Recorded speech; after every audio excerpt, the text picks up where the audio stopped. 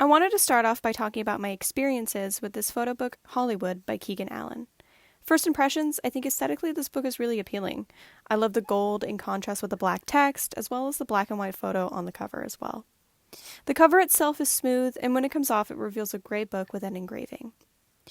The book is honestly a little bit big, but it's not too heavy, although I don't see myself carrying it around on a day-to-day basis. Overall, this is a collection of 250 images ranging from black and white to color.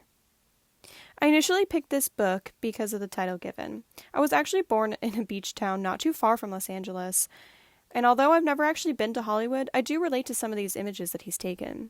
I love seeing his take on the city, and it has given me some inspiration to visit Hollywood one day. Keegan Allen is the son of Philip R. Allen, who is best known for his roles in the Star Trek series. Keegan was born on July 22, 1989, and grew up on Sunset Strip in Hollywood, California.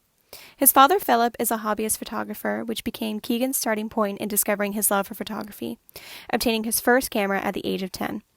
The city is what shaped him into being the actor, photographer, and musician that he is today. Keegan is best known for his role in the TV series Pretty Little Liars, but he also has another photo book out called Life, Love, Beauty.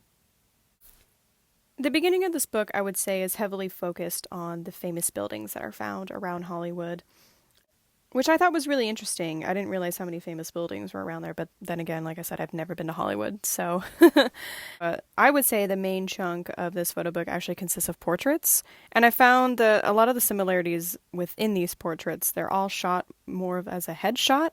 They're not really of a full body, but I thought that was really cool, the way that he ended up placing two different images together in the photo book.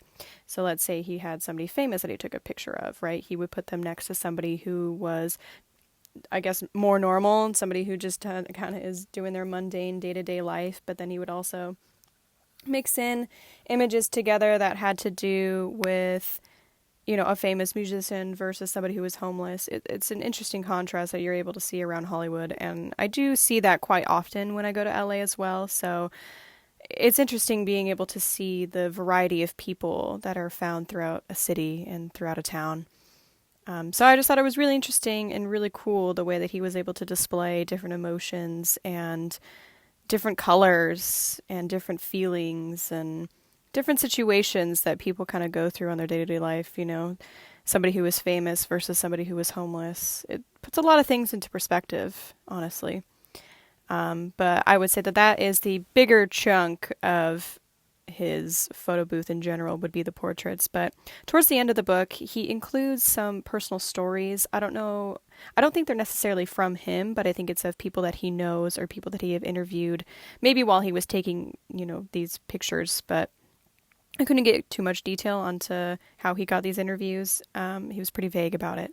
But yeah, he includes some short stories of experiences that people have gone through within this book as well, which some of them are really emotional. Yeah, I love that he included that in. It made the overall project feel more powerful. It makes you feel a little bit more connected to these people, even though you've never met them, or, you know, feel more connected to a city, even if you haven't been there. So